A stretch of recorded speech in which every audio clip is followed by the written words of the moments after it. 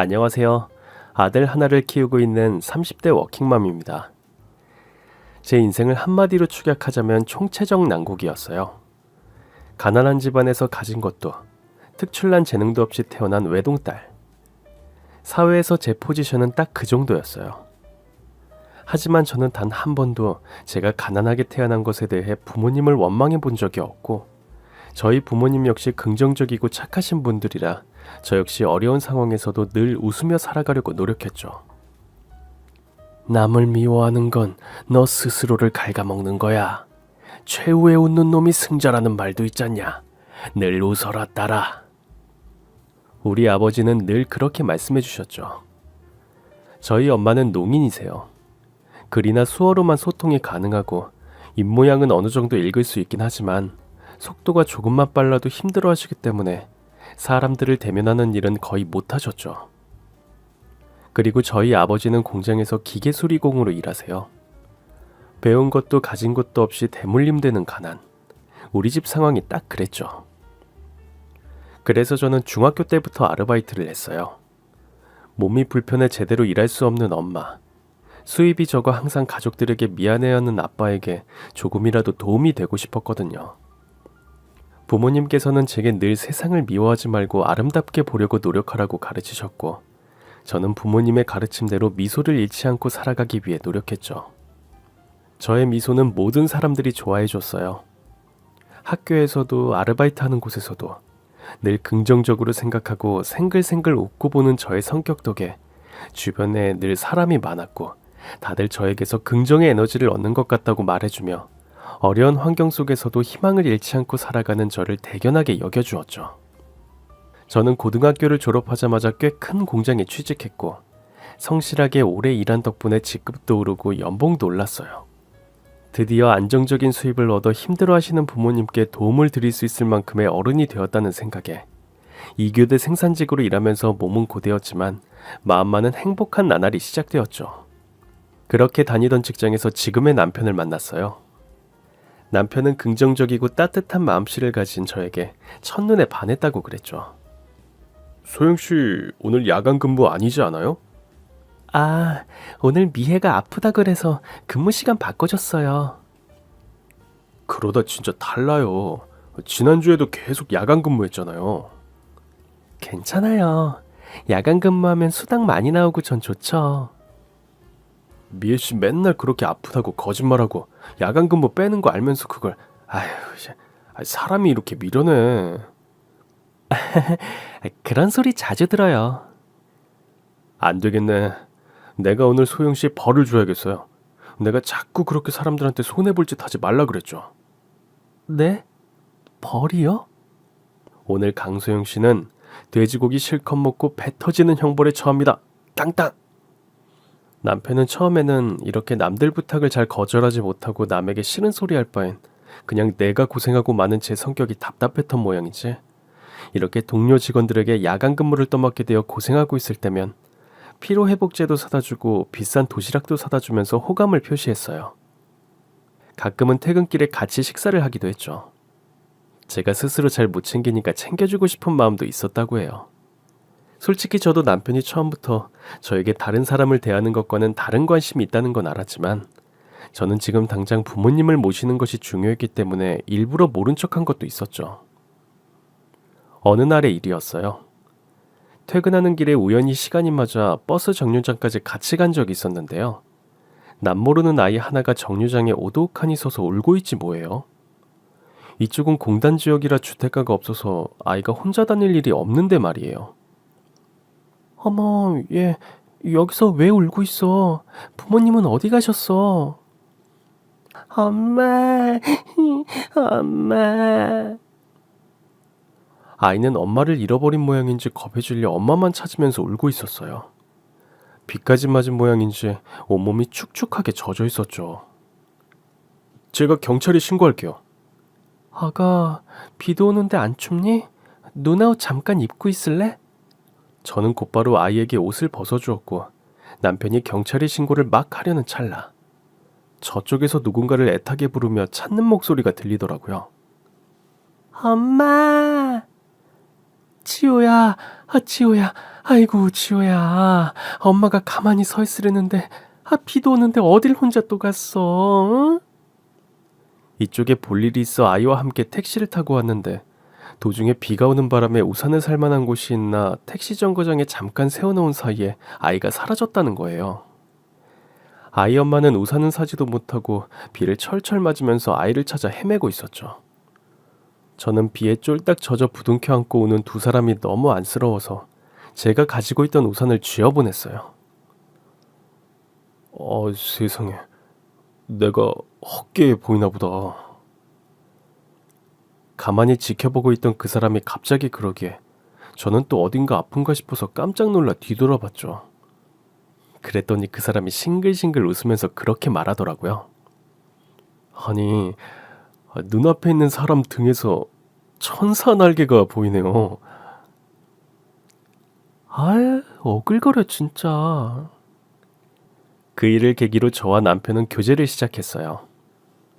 어떻게 생각하면 저나 남편이나 서로에게 호감은 있었지만 한 걸음을 내딛지 못해 망설이고 있었으니 그 엄마와 아이가 우리 둘을 이어준 천사가 아닐까 하고 요즘도 간간히 그때 일을 남편과 함께 추억하곤 한답니다. 나중에 알게 된 사실이지만 남편의 집안은 우리 집과 비교하는 게 죄송스러울 정도로 잘 사는 편인 집안이었어요. 남편은 삼형제 중 막내였는데 큰형은 의사에 작은형은 변호사, 말 그대로 사자 집안이었던 거죠. 그중 유일하게 남편만 2년제 전문대를 간신히 졸업해 공장에 취직했고 그래서 저를 만날 수 있었던 거예요. 남편은 그 이야기를 하면서도 당당하게 어깨를 쫙 펴고 전혀 기죽지 않는 목소리로 말했죠. 부모님이 나보다 더 잘 먹고 잘 사시는데 오히려 부모님 걱정 안 해도 돼서 좋지 뭐. 난 원래 어릴 때부터 형들이랑은 달리 공부랑은 영 안 친했어요. 내가 탱자탱자 놀기만 하는 것도 아니고 기술 배워서 공장 취직해서 내 밥벌이 내가 하고 사는데 형제들한테 기죽고 살 이유가 뭐가 있어요? 남편의 부모님은 남편이 좀 안 좋은 데라도 괜찮으니 4년제 대학을 나와 학사학이라도 하나 가지고 있길 바라셨지만 남편은 돈 낭비라고 부모님께 맞섰다고 해요. 하지만 시부모님도 그냥은 포기하실 분들이 아니었던 모양인지 전문대 나갈 거면 학비고 생활비고 지원을 딱 끊겠다는 초강수를 두셨고 남편은 보란듯이 그날로 바로 자취방을 얻어 나와 학자금 대출과 아르바이트로 등록금도 내고 생활했기에 20살 이후로는 부모님께 도움을 받아본 적이 없으니 자신은 부끄러울 것도 꼴릴 것도 없다는 입장이었죠. 전 그런 남편이 너무 멋져 보였어요. 저 역시 늘 긍정적으로 살기 위해 노력했지만 마음 한편에서는 늘 내가 남들보다 못하다는 그런 낮은 자존감이 때때로 저를 우울하게 만들기도 했지만 어떤 상황에서도 절대 굴하지 않고 나만의 길을 개척해 나가는 남편의 높은 자존감이 너무 든든하게 느껴졌죠. 결혼 이야기가 본격적으로 나오기 전 남편의 집에 인사를 드리러 간 적이 있었어요. 그때는 결혼 이야기가 오갈 때도 아니었고 교제한 지 1년이 됐으니 인사는 드리는 게 좋을 것 같다는 남편의 말에 그냥 여자친구 신분으로 갔었던 건데도 예비 형님들은 저를 머리끝부터 발끝까지 마치 채소 고르는 것 마냥 위아래로 스캔하시더라고요. 아무리 저라도 눈치채지 않을 수가 없는 노골적인 눈빛으로요. 안녕하세요. 대현 오빠랑 사귀고 있는... 어머, 지금 오빠라고 그랬어요? 둘이나 있을 때 쓰는 호칭을 지금 집안 어른들 다 듣는 데서 쓴다고? 죄송합니다. 조심 좀 해요. 사람이 배운 교양이 없으면 배울 생각이라도 있어야지. 어머, 아무리 그래도 그렇지. 어른들에게 인사드리는 자리인데 행색이 저게 뭐야? 얼굴에 비비크림도 안 발랐네. 아휴, 젊다는 근자감인가? 아님 돈 없어서 그래요? 내가 안 쓰는 파운데이션 하나 줄까? 설마 공장에서 먼지 풀풀 날리며 입고 있던 작업복 그대로 입고 온 거야 지금? 아유, 난 막내 도련님이 그렇게 푹 빠졌다길래 인물이라도 잘난 줄 알았지. 근데 뭐 이거는 두 분 다 그만 좀 하세요. 초면에 소영씨가 기분 나쁠 건 생각 안 하세요? 어머 도련님, 제가 뭐 틀린 말 했어요? 선물이라고 사온 것도 봐. 설마 그거 시장 통해서 2만 원 주고 사온 과일 바구니예요? 그런 거 가져와 봤자 이 집에 먹을 사람 없어요. 아휴, 2만 원짜리도 부담스러운 처지 같은데. 들고 가서 본인이 드세요.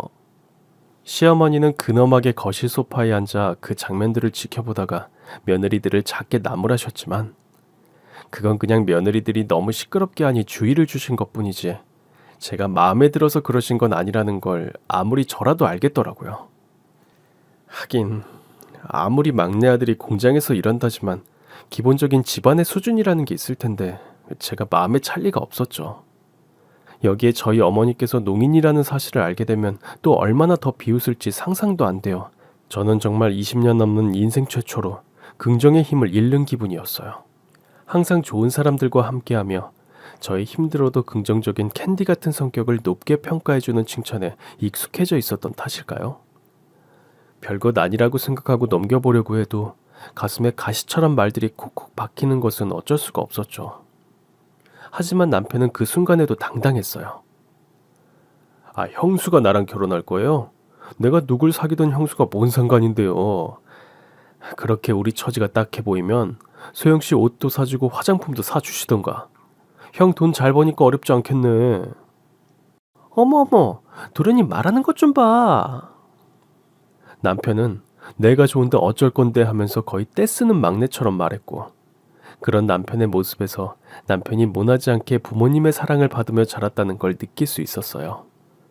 형들과의 나이 차이도 상당한 늑둥이 막내였으니 아무리 엄한 부모님이라도 막내만큼은 자유분방하게 살 수 있도록 해주었던 것이겠죠? 소영씨, 오늘 형수들이 한 말 너무 신경 쓰지 말아요. 괜찮아요. 난 딱히 틀린 말도 아니었는데요, 뭐. 앞으로 우리가 더 열심히 잘 사는 모습 보여드리면 되죠. 네? 오늘 인사드릴 때 흔들리지 않고 계속해서 웃으려 노력하는 소영씨 태도를 보고 저 마음 굳혔어요. 저랑 결혼합시다. 그렇게 제 나이 28살, 남편 나이 30살, 우리는 결혼을 결심했어요.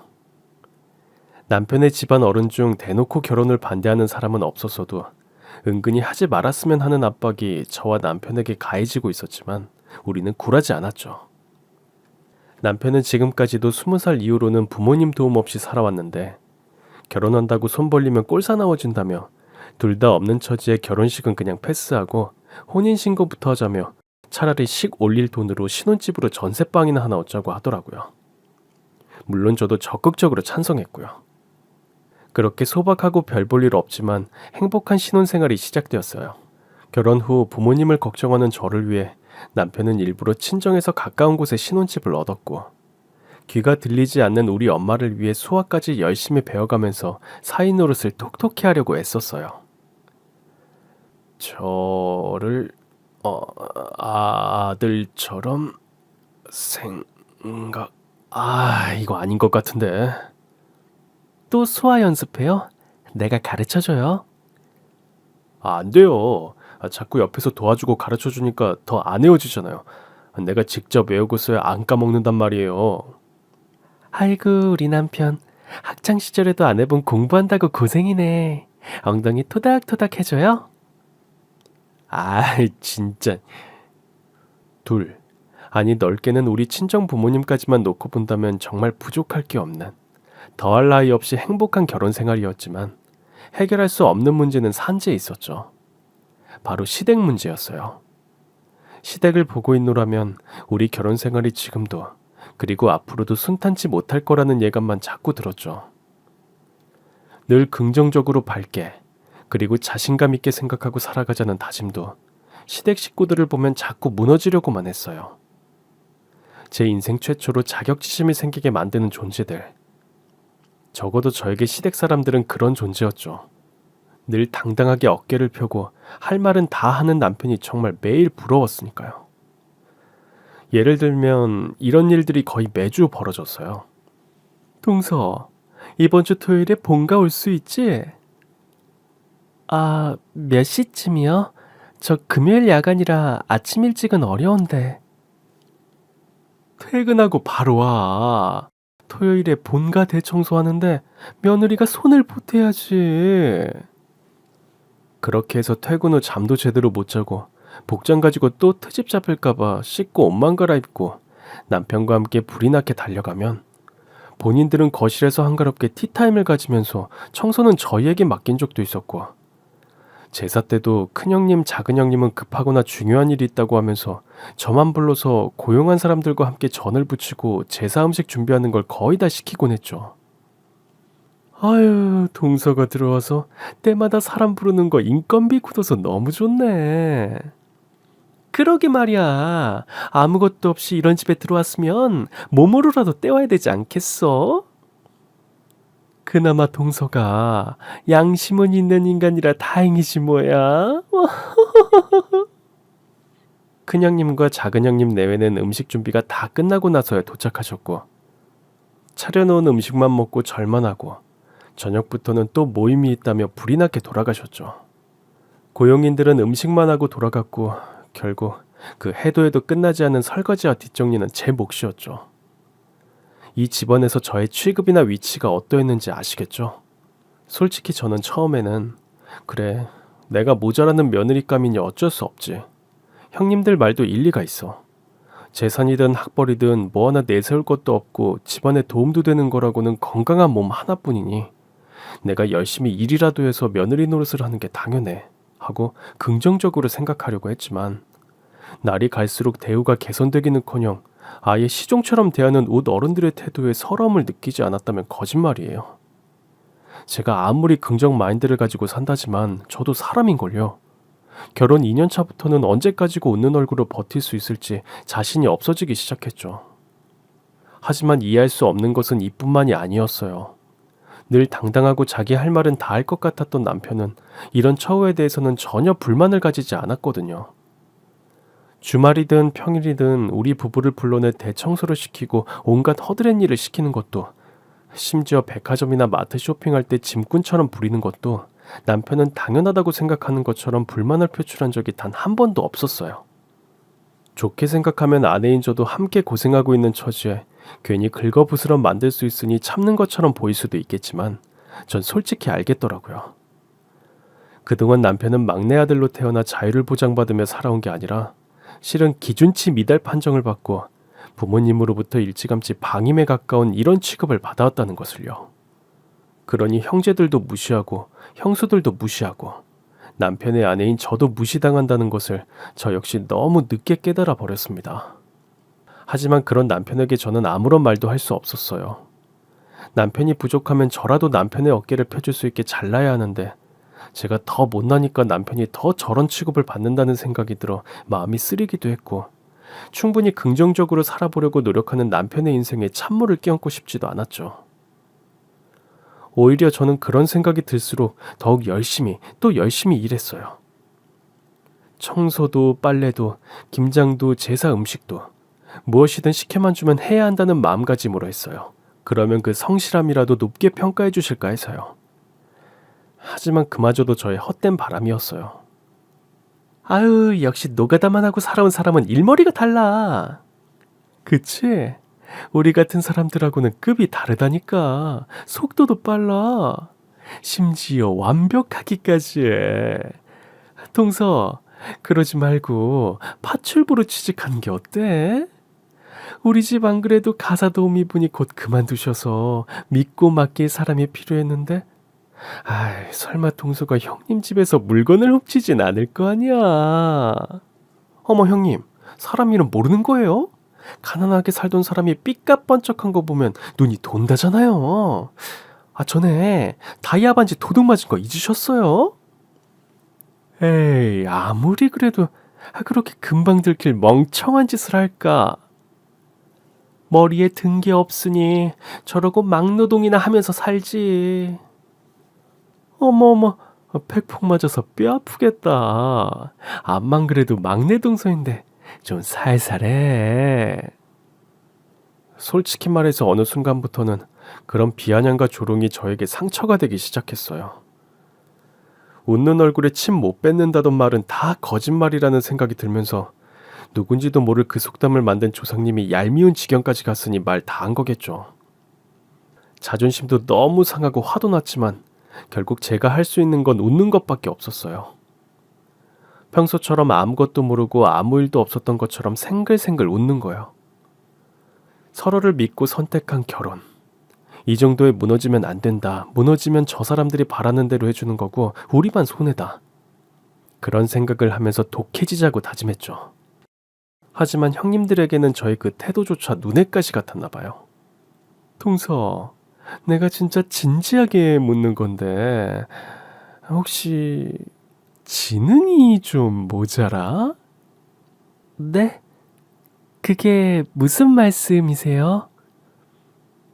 아니, 장애는 유전된다잖아. 그래서 혹시나. 어머, 형님. 요즘 그런 말 하면 장애인 피하다보다 엄청 말 많아요. 의사 선생님 사모님이 구설 안 나게 조심하셔야죠. 근데 내가 이렇게까지는 말 안 하려고 했는데 무슨 말을 해도 싱글싱글 생각 없는 사람처럼 웃기만 하니까 그러는 거 아니야. 하긴 동서 가끔 저렇게 웃는 거 보면 저도 소름이 쫙 끼친다니까요. 아니면 뭐 사이코패스 그런 건 아니겠지.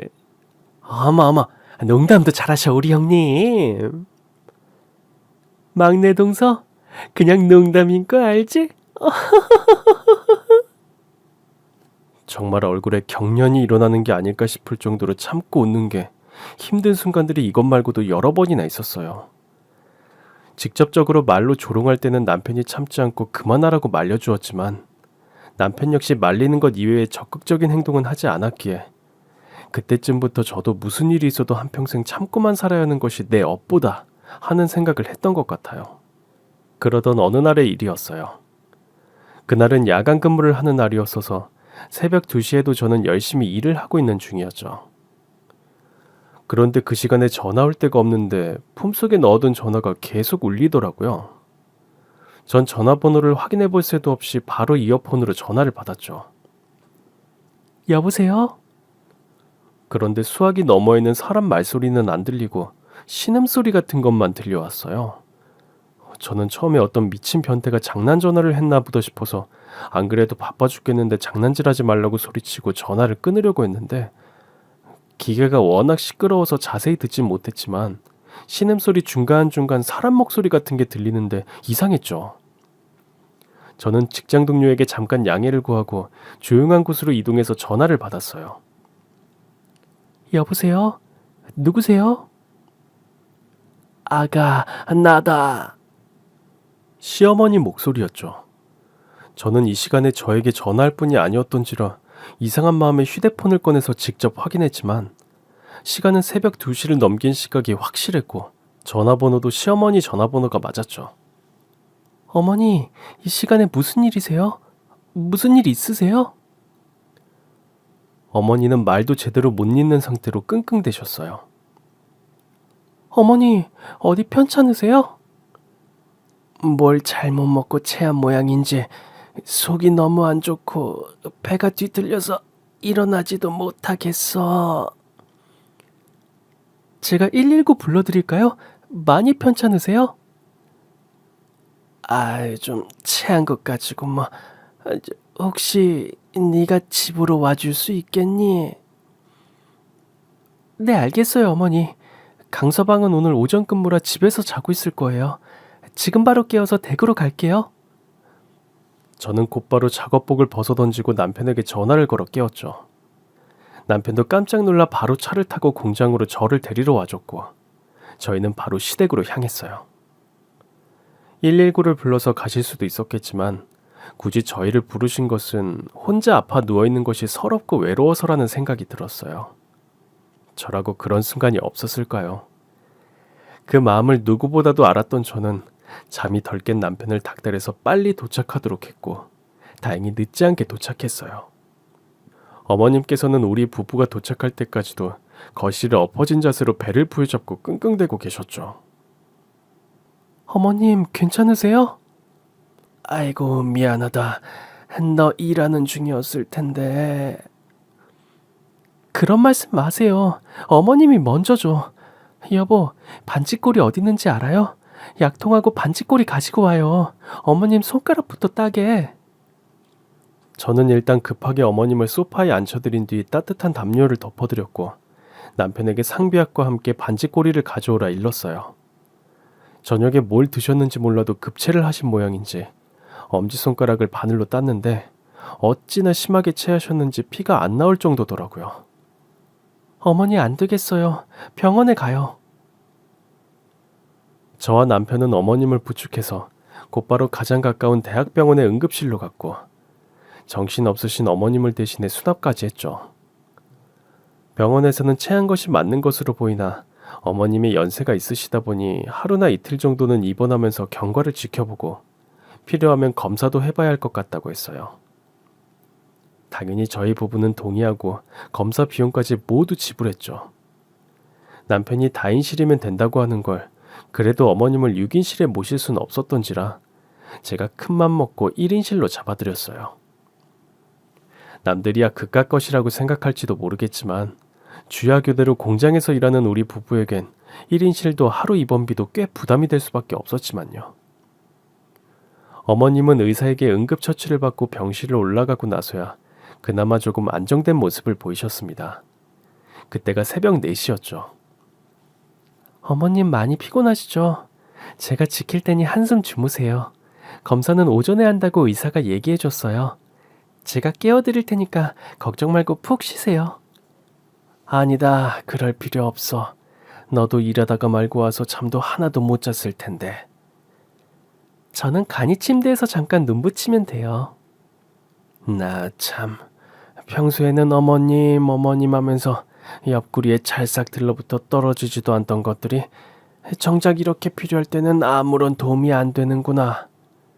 큰형님과 작은형님을 말씀하시는 거였죠. 거기에 제가 뭐라고 말을 얹기도 애매한 상황이라 저는 어색함을 돌려보려고 말을 돌렸어요. 언제부터 속이 안 좋으셨어요? 좀 더 일찍 전화하셨으면 제가 바로 왔을 텐데. 10시인가? 자기 전에 저녁 먹고 떡을 간식으로 먹은 것이 잘못돼서 체한 모양인지 잠자리에 누웠을 때부터 명치 아랫부분이 꽉 막힌 것처럼 영 불편해서 뒤척였었거든. 그러다가 안 되겠다 싶어서 큰 며느리랑 둘째 며느리한테 전화했는데 이것들이 세상에 시어머니가 아파서 다 죽어간다는데도 바쁘다고 소화제 사서 잠깐 들릴 시간도 없다면서 나더러 아직 괜찮아 보이는데 약국 문 닫기 전에 가서 사다 먹으라고 하지 뭐냐. 아이고. 저라도 올 수 있었으니 됐죠. 뭐 푹 쉬세요. 어머니는 두 형님이 바쁘다는 핑계로 아픈 자신을 모르는 척하고 소화제를 사다 주는 것조차 매몰차게 거절한 것이 너무 섭섭하셨던 모양인지 한참을 잠 못 이루시고 저에게 하소연을 하셨어요. 저도 덩달아 마음이 착잡했지만 거기서 맞장구라도 쳤다가는 괜히 형님들 뒤에서 뒷담화 하는 꼴이 될까봐 아무 말 못하고 어머님을 진정시켜드리는 데만 집중했죠. 어머님은 다행히 검사 결과로는 아무 문제가 없으셔서 다음날 저녁 퇴원하실 수 있었어요. 이것들은 진짜 해도 너무하는구나. 형님들 말씀이세요? 어머님을 댁에 모셔다 드리는 길에도 어머님은 화가 안 풀리셨는지 이런 이야기를 꺼내셨죠. 그래, 시어머니가 아파서 아무리 단 하루라도 병원에 입원까지 했다는데 병문안을 오기는커녕 빈말로라도 어머니 괜찮으세요 하고 전화 한 통을 안 하는구나. 형님들도 바쁘셔서 그러실 거예요. 바쁘기는 무슨 모임이다. 하하호호 끼리끼리 모여서 놀러 다니는 것을 내가 모를 줄 알아? 오늘 큰애는 무슨 골프 모임이 있다고 공 치러 간다고 하더구나. 사람들하고 모여서 그깟 공이나 치는 게 제 어미, 시어머니보다 중요하다는 거지. 며느리들은 피 한 방울 안 섞인 남이라 그렇다지만 어떻게 아들 녀석들까지 그럴 수가 있어? 그러면서 어머님은 그래도 너희밖에 없다. 너희가 안아주었으면 나는 지금도 혼자 거실에 엎어져서 끙끙대고 있었을 거야 하시면서 몇 번이나 저희 부부에게 고마움을 표하셨죠. 언뜻 보아도 어머님이 화가 많이 나신 것 같아서 저도 괜히 속상하더라고요. 그 후로 어머님이 저를 대하는 태도가 달라지셨어요. 전에는 제가 무난 인사를 드려도 영 마뜩잖은 목소리로 빨리 끊으려고 하셨던 것에 비해서 그 후로는 먼저 전화를 걸어주시기도 할 정도로 사이가 가까워졌죠. 저는 내심 그동안 인정받고 사랑받기 위해 시종 같은 대우를 받으면서도 꾹 참고 정성을 다했던 것을 어머님께서 이제라도 알아주시는 것 같아서 기쁜 마음이 컸어요. 여보, 내일 주간 근무하죠? 네, 왜요? 어머니가 아까 전화가 오셨는데 시간 맞으면 오랜만에 외식을 하자고 하시네요. 아, 형님 네 분들도 다들 참석하시는 자리죠? 전 솔직히 어머님과의 사이는 이번 일을 계기로 가까워졌어도 여전히 형님들은 불편했어요. 아주버님들이야 저와 대화를 나눌 일 자체가 적다 보니 그냥 어색한 정도였지만 그동안 형님들이 저에게 했던 말과 행동이 있었기에 집안일을 해야 할 때 말고는 부딪히지 않고 싶은 것이 솔직한 심정이었죠. 내색은 안 했지만 남편 역시 제 마음을 어렴풋이 알고는 있었던지라 자기도 아차 싶은 표정으로 그러더라고요. 아, 내가 어머니한테 한번 물어볼게요. 남편은 그렇게 말하곤 바로 어머님에게 전화를 걸었죠. 저는 퇴근하고 저녁 식사를 준비하던 중이라 이야기를 못 들었는데 남편이 통화를 끝내고는 그러더라고요. 어머니가 그러지 말고 주말에 쉬는 날 보자고 하시는데요. 다른 가족들은 안 오고 우리하고 어머님하고 이렇게 셋이만 보자고 하시는데. 그래요? 남편은 어떻게 생각했는지 모르겠지만 저는 기쁨이 먼저 앞섰어요. 드디어 어머님이 우리를 봐주시는구나. 열심히 밝고 긍정적으로 살아가려고 노력했던 내 인생이 틀린 게 아니었구나 하는 생각이 들었어요. 그렇게 어머님을 주말에 뵙게 되었고 식당 예약도 어머님이 하셨다고 하셔서 어머님께 폐가 되지 않도록 신경 써서 꾸미고 나갔는데 어머님은 저를 보자마자 혀를 차며 그러셨어요. 에휴, 꼴이 그게 뭐니? 옷이 그런 것밖에 없어? 죄송해요. 오늘 어머님 모시고 식사하는 자리라고 신경 써서 제일 아끼는 옷 입은 건데. 에휴, 너는 돈 벌어서 와이프 옷도 한 벌 안 사주고 뭐 하는 거냐? 너도 둘 다 꼬라지 하고는. 따라와라. 내 이럴 줄 알고 일부러 레스토랑 예약 시간보다 일찍 만나자고 한 거다. 어머니는 그렇게 말씀하시고는 어리둥절해 있는 저희 두 사람을 데리고 백화점으로 가셨어요. 그리고는 저는 생전 처음 들어가 보는 비싼 명품 브랜드 매장으로 말도 없이 끌고 가셔서는 이것저것 저에게 골라주고 직원에게 포장해달라고 하셨어요. 당연히 저는 기겁했죠. 어머님, 저희는 이렇게 비싼 거 저희 형편에는 맞지 않아요. 누가 너 보고 개선하라고 했어? 아무렴 내가 너희 형편 뻔히 아는데 백화점까지 데려와서 네 돈으로 결제하라고 하겠니? 어머님, 그럼 더더욱 안 되죠. 이렇게 비싼 거 못 받아요. 죄송해서. 저번에 나 데리고 병원 가준 거 일하고 와서 피곤할 텐데도 일까지 빼먹고 저녁까지 간호해 준 거에 대한 고마움의 표시라고 생각해. 너한테는 엄청나게 비싼 거지 나한테는 아니다. 별것도 아닌 것 가지고 일일이 부담스러워하고 위축되지 마. 내 아들하고 결혼한 이상 너도 이 집안의 식구야. 내 며느리가 꾀죄죄해서 다니고 어디 가서 함부로 취급받는 거 그거 내 자존심도 걸려있는 문제라는 걸 알아야지. 츤데레라는 게 이런 걸까요? 어머님은 짐짓 고압적으로 저를 나무라는 것처럼 말씀하셨지만 그 말에서 저를 생각해 주시는 진심을 느낄 수 있었어요. 이제야 저를 이 집안의 식구로 그리고 며느리로서 인정해 주신다는 생각에 눈물까지 나려고 하더라고요. 3년의 고생을 보답받는 것만 같았죠.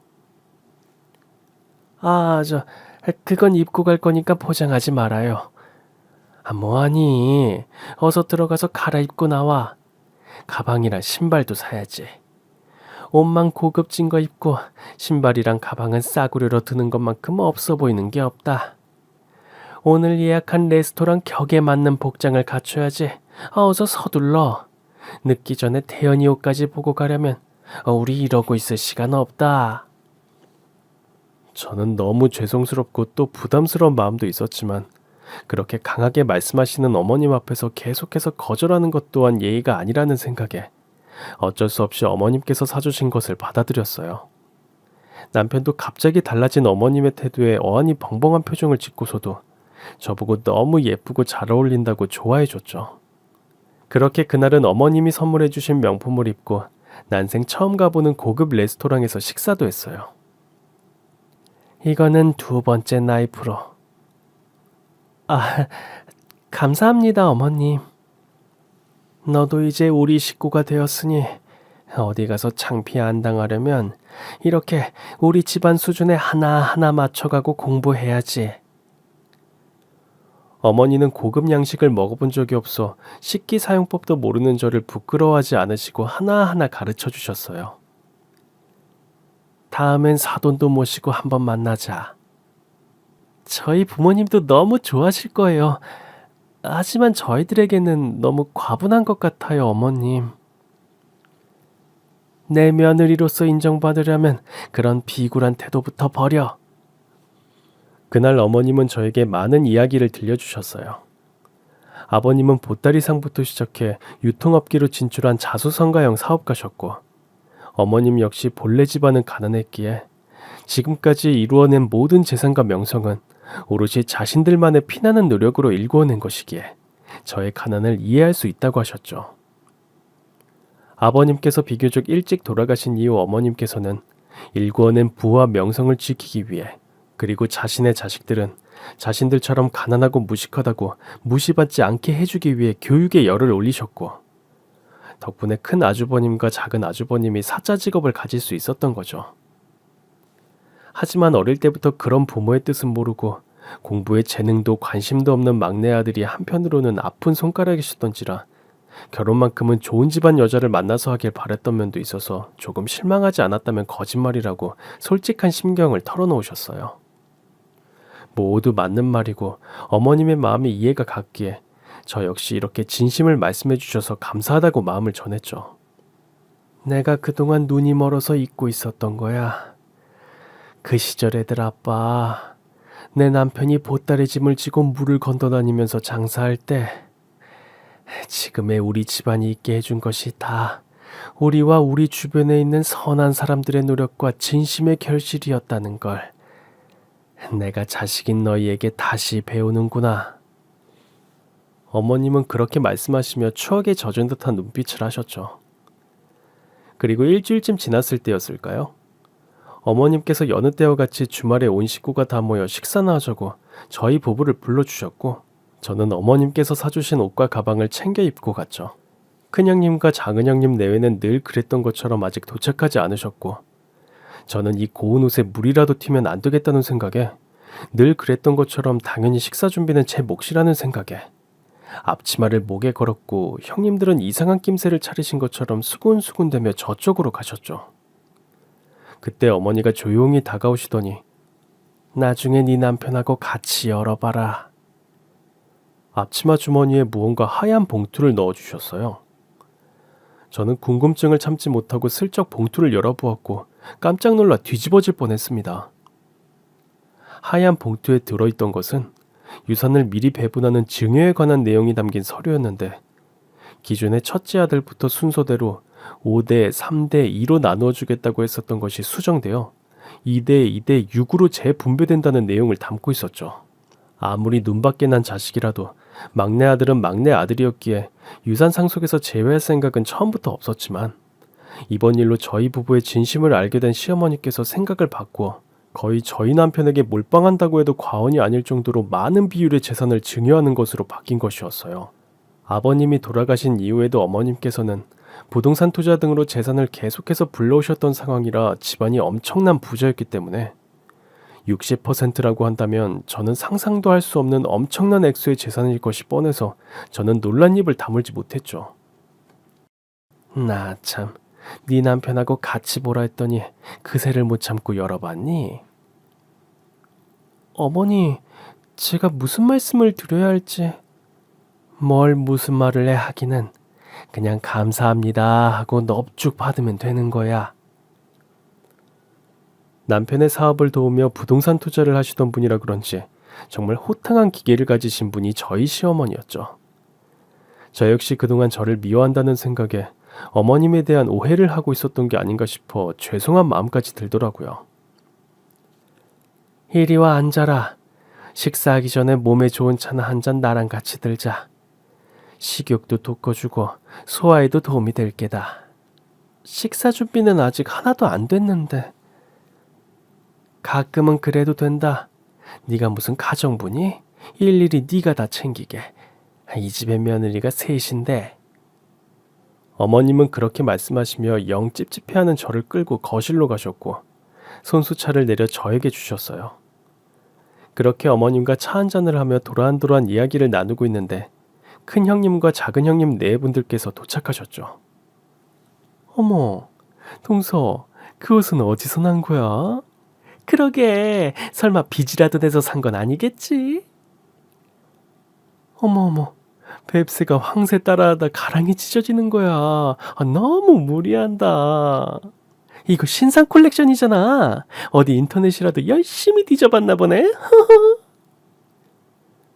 다들 그만들 둬라. 그 옷, 그 가방도 내가 사준 거다. 형님들은 벙찐 표정으로 저를 보시고는 헛기침을 하고 주방 쪽으로 가셨죠. 어머, 이게 뭐야? 식사 준비가 하나도 안 되어 있잖아.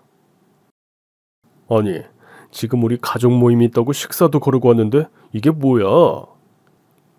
재수씨, 지금 한가하게 앉아서 차나 마실 때가 아닌 것 같은데. 지금 주제 안 맞는 고급 옷 걸치고 있다고 자기가 무슨 상전이라도 된 걸로 착각하는 거 아니야? 그렇게 아주버님과 형님들이 한마디씩 거들며 저를 나무라셨고 이런 반응을 예상했던 저는 우물쭈물하며 일어서서 앞치마를 걸치려고 했어요. 그때 갑자기 벌떡 일어나신 어머님이 성난 발걸음으로 아주버님과 형님들에게 다가가 뒤통수를 한 대씩 딱 소리가 나게 때리시더라고요. 야, 너네는 손이 없어 발이 없어. 이 집안의 며느리가 셋이나 되는데 막내 며느리만 내 며느리고 너희는 상전이냐? 아휴, 지들이 상전인 줄 착각하는 건 너희겠지. 배가 고파? 그럼 니네가 직접 해. 그러며 어머님은 제가 들고 있던 앞치마를 빼앗듯 가져가 형님들에게 집어던졌죠. 어머님의 이런 반응을 상상도 못했을 형님들은 떨떠름한 표정으로 어쩔 수 없이 저녁 식사를 부랴부랴 준비하셨어요. 전 솔직히 형님들의 눈총에 가시방석에 앉은 기분이었지만 이제는 어머님이 내 편이 되었다는 생각에 어머님 말씀처럼 비굴하게 움츠려 있지 않고 당당히 어깨를 펴기로 했죠.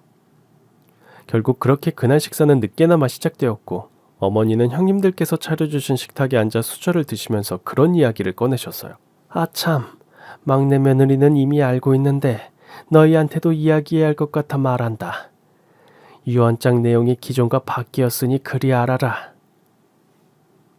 어머니, 그게 무슨 말씀이세요? 기존의 첫째부터 순서대로 5대 3대 2로 나누기로 했던 상속이 2대 2대 6으로 변경됐다. 나 죽고 박 터지게 싸우는 거 방지하기 위해서 생전에 미리 증여하는 방식으로 처리될 거니 그리 알아라. 아니, 이게 지금 무슨 소리냐고요? 대체 어머님을 무슨 가머니설로 꼬드긴 거야, 동서? 순진한 낯을 해가지고 아주 무서운 여우였구나. 아니, 의사의 변호사 직업을 가진 아들들한테는 20%만 주고 이날 이태껏 집안에 아무 도움도 안 되는 공장 노동자 따위한테 60%를 준다니 이게 말이 돼요, 어머니?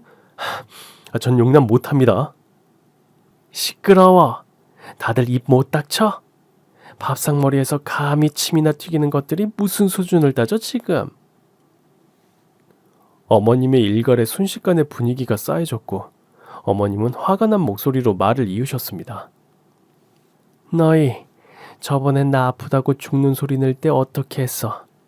바쁘다 하면서 와보기는커녕 아파서 입원해 있는 어미는 만나러 오지도 않고 골프 모임이다 부부 동반 모임이다 사치하고 다닌 거 내가 모를 줄 알아? 의사 아들이 있으면 뭐하냐? 정작 나 아플 때는 죽거나 말거나 관심도 없는데. 어머니, 진짜 또 무슨 말씀을 그렇게 하세요. 그때는 진짜 바빴어요. 고작 그런 일 한 번 가지고 그 막대한 유산을 막내네한테 몰아준다는 게 말이 돼요? 말이 안 되는 건 너희가 하는 짓거리지. 이런 일이 처음 있는 일도 아니잖아. 이게 몇 번째야? 니네 필요할 때만 어머님 어머님 하면서 알랑방귀나 낄 줄 알았지. 집안 어른으로서 대우나 제대로 해줬니? 빨리 병들어 뒤지라고 고사 지내는 거랑 뭐가 다르냐? 내가 너희 증여 미리 해주고 나면 요양원에 처박아 두고 찾아오지도 않을 것들인 거 내가 모를 줄 알아? 이거 그냥 못 넘어가요. 소송 걸 거예요. 소송? 감히 지금 애미 앞에서 소송 이야기가 나오는 거야? 오냐 그래. 어디 한번 해봐라. 이에 대해서 더 말을 얹거나 진짜 그따위 짓거리라도 했다가는 한 푼도 못 받을 줄 알라고. 지금 날 상대로 법정 싸움을 하겠다고? 해봐라 그까짓 거. 분노에 찬 어머님의 말씀에 다른 가족들은 모두 아차 싶은 얼굴로 입을 다물었습니다. 그 후 어머님은 정말 진심이셨던 모양인지 건강할 때 하나씩 해야 한다며 본인의 명의로 된 빌라와 상가 건물부터 남편과 제 이름으로 증여해 주셨고 나머지도 하나씩 차분히 처분하여 분배하실 거라고 하셨어요. 형님들과 아주버님들은 어떻게 됐냐고요? 자신들의 말이 씨알도 먹히지 않는다는 사실을 깨달은 그분들은 저희 부부에게 재산이 몰아지는 것에 불만을 품고 이제는 어머님께 문안전화도 안 드린대요. 괜히 저희 때문에 집안에 분란이 일어난 것 같아 불편했지만 어머님은 오히려 원래 그런 것들이 결국 본색을 드러낸 거지 뭐 하시면서 한편으로는 착잡해 하시면서도 일어난 일이 일어난 것이라는 듯 태연하게 대처하셨어요. 어머님의 진심과 은혜 잊지 않고 저희라도 잘 모시며 살아가 보려고 합니다. 진심은 언젠가는 꼭 보답받는다는 말을 가슴에 새기고 있어요.